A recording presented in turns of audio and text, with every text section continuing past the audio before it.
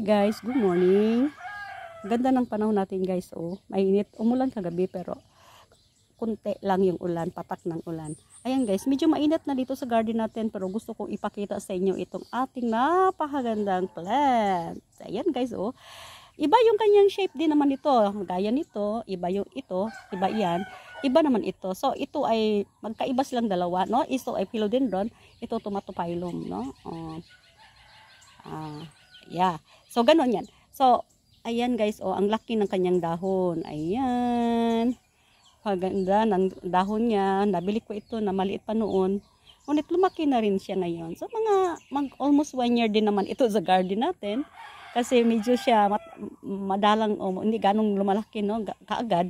So, ang plant na ito, kaya minsan, nagagiging pricey siya sa market, no? Dahil nga sa medyo siya matagal siyang lumaki, ganun.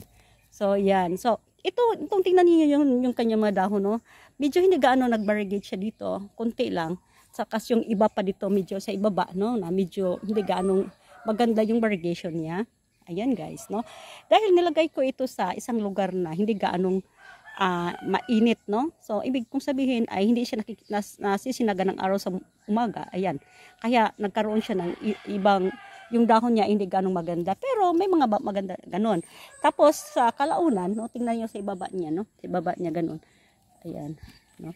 Di gaanong maganda yung kanyang variegation. Pero mayroon din naman siya kunti ng ganon. Hanggang sa, yun nga, nilagay ko ito ngayon, transfer ko sa isang lugar na kung saan ay nasisinagan siya ng araw sa umaga. Ayan guys, tignan nyo yung kanyang dahon, no? Napakaganda ito. Madali kasi nasisinagan siya kaya nagkaroon ng bright yellow color, no? Parang ganoon, no? Ayan, may kahalong green, ganoon. So, ayan, napakaganda ating plant. Ang ganda talaga niyang tingnan ito. Malaki na rin siya na guys, no? Malaki na talaga, matured na siya na plants. Ayan guys, oh. Wow, ganoon, no? Ayan. So, ito ay isang, ang tawag niya ay silum, no? Variegated silum, yung yellow fire. Ayan, guys, oh. Wow. Yun lang, guys. Bye, guys.